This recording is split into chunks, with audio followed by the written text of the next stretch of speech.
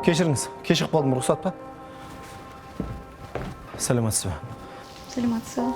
Сау болыңыз. Отырыңыз, қазан кете берейін. Жақсы.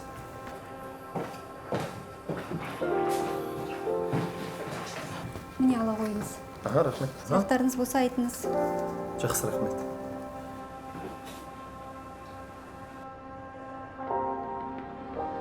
Балаңыз партада кіммен отырады?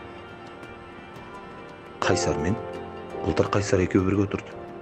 Әйгеріммен бет. Әйгерім деп жаз салайыншы. Балаңыздың ең жақын досы кім? Нұрлан, Нұрхан бет. Нұржан сияқты.